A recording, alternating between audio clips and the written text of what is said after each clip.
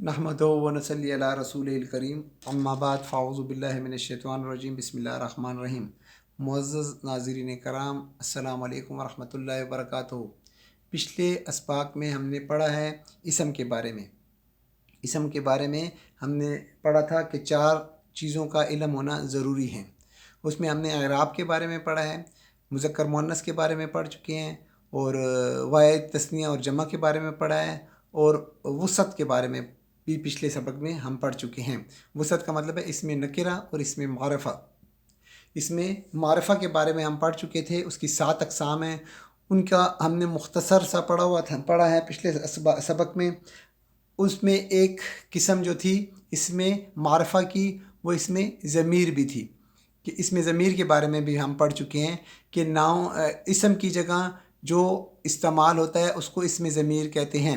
मिसाल के तौर पे अली मेरा भाई है, वो स्कूल में पढ़ाता है, तो वो इसमें ज़मीर आ गया जो अली की जगह इस्तेमाल हुआ है। अली जो है इसम है और उसकी जगह फिर बाद में वो आया है, तो वो उसको इसमें ज़मीर कहते हैं। इसमें ज़मीर की अब 2 किस्में हैं, ठीक है। ये एक को कहते हैं इस ज़मायर मुनफसिला और दूसरे को कहते हैं ज़मायर मुत्तसिला।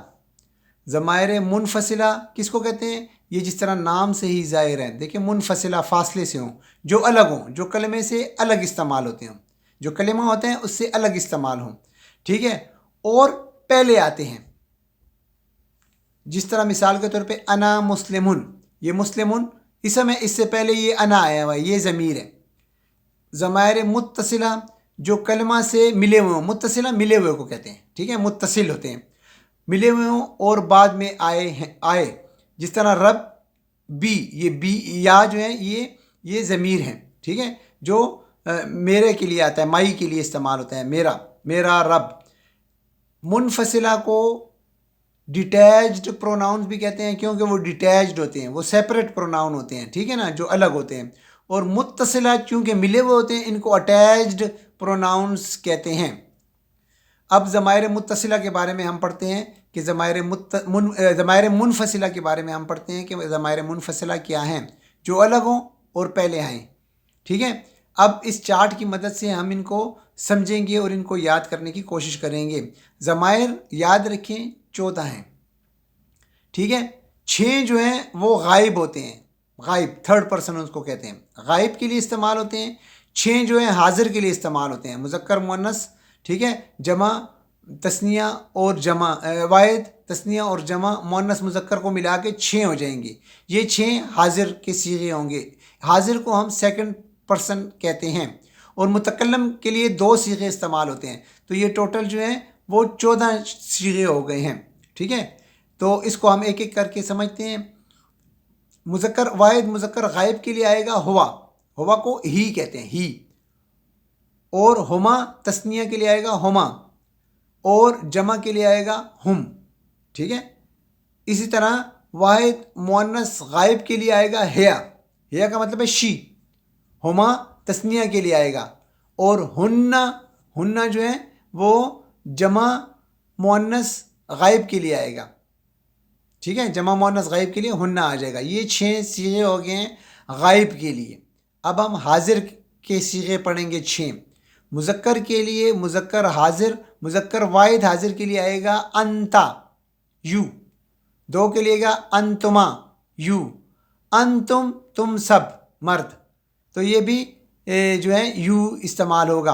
अब वाहिद मुअन्नस गायब के वाहिद मुअन्नस हाजिर के लिए आएगा अंती, ठीक है ना, अंती, यू मुअन्नस के लिए आएगा। अंतुमा 2 मुअन्नस तस्निया के लिए आएगा। ये देखिए, तस्निया और मुअन्नस और तस्निया मुज़क्कर दोनों एक ही हैं, अंतुमा, अंतुमा, ठीक है। और जमा मुअन्नस हाजिर के लिए आएगा अंतुन्ना, ठीक है। और मुतकल्लम के लिए आएगा अना। अना जो है वो मुज़क्कर के लिए भी आएगा और मुअन्नस के लिए भी आएगा, ठीक है। और नहनो, हम, वी, मुअन्नस जमा के लिए भी आएगा और मुज़क्कर जमा के लिए आएगा। मिसाल के तौर पे देखिए, अना मुस्लिमुन, ये, और अगर मुअन्नस हो तो अना मुस्लिमतुन, ठीक है। अब देखो, नहनो रिजालुन, یہ نحنو رجال مردوں کے لیے آتا ہے سب کے لیے، نحنو مذکر کے لیے بھی آئے گا، نحنو رجال، رجال ہم نے پڑھا ہوا ہے نا، جمع مکسر کے سبق میں ہم پڑھ چکے ہیں کہ رجال جمع مکسر ہے، اور نحنو طالبات، ہم طالبات ہیں، یہ نحنو دونوں کے لیے استعمال ہوئے۔ اس کے بعد ہم پڑھتے ہیں ضمائر متصلہ، ضمائر متصلہ ہم پڑھتے ہیں اب کہ ضمائر متصلہ کیا ہے۔ ضمائر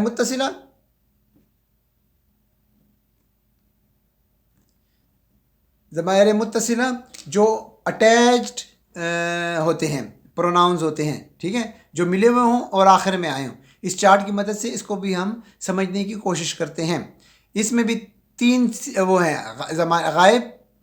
غائب کے لیے، حاضر کے لیے اور متکلم کے لیے ہم پڑھیں گے۔ غائب کے 6 صیغے، حاضر کے 6 صیغے، متکلم کے 2 صیغے، ٹھیک ہے۔ اس کو پوزیسو پروناؤنز بھی کہتے ہیں، ٹھیک ہے نا، ملکیت بھی اس میں بتاتی ہے۔ اب دیکھیں ہو، ہز، اس کا، مذکر واحد مذکر غائب کے لیے اس کا، ٹھیک ہے، یا اس کی، ہز بک، اس کی کتاب، ٹھیک ہے، ہز اس کا یا اس کی، اور تثنیہ کے لیے آئے گا ہما، ٹھیک ہے، اور جمع کے لیے آئے گا ہم، جمع غائب کے لیے آئے گا ہم۔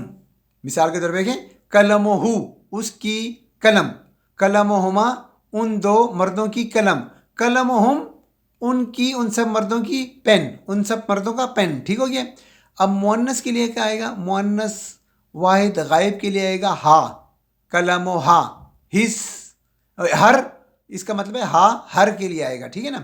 مؤنث واحد مؤنث غائب کے لیے آئے گا ہر پین، قلم و ہا، اور قلم و ہما تسنیہ کے لیے آئے گا، مؤنث تسنیہ کے لیے، اس کے لیے بھی ہر کا ہی آئے گا۔ اور ہنہ کا مطلب ہے جمع مؤنث غائب کے لیے ہنہ آئے گا، قلم و ہنہ، ان سب عورتوں کا پین، ٹھیک ہو گیا۔ اب یہ 6 صیغے ہو گئے غائب کے لیے۔ اب مذکر کے لیے آپ دیکھیں، کا کا مطلب ہے یورس، قلم و کا، تمہارا پین، پوزیسو اسی لیے اس کو کہتے ہیں، اس میں ملکیت ظاہر ہوتی ہے۔ قلم و کا، ٹھیک ہے، تمہارا پین، مرد کے لیے، مذکر کے لیے، واحد مذکر حاضر کے لیے تمہارا پین، ٹھیک ہے۔ کوما کا مطلب ہے تم 2 مردوں کا، تو قلم و کا تثنیہ مذکر حاضر کے لیے کوما کا صیغہ استعمال ہوگا، اور کم تم سب مرد، ٹھیک ہے نا، تم سب مرد، قلم و کم، تم سب مردوں کا، ٹھیک ہے، تم سب مردوں کا، دیر آ جائے گا اس کا مطلب، ٹھیک ہے، دیر اس کا آ جائے گا، تم سب مردوں کا۔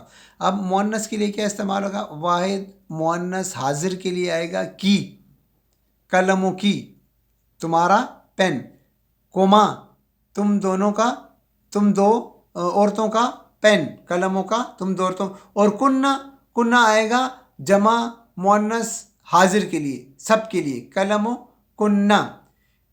اس طرح یہ ہو گئے ہیں آپ کے 12 صیغے۔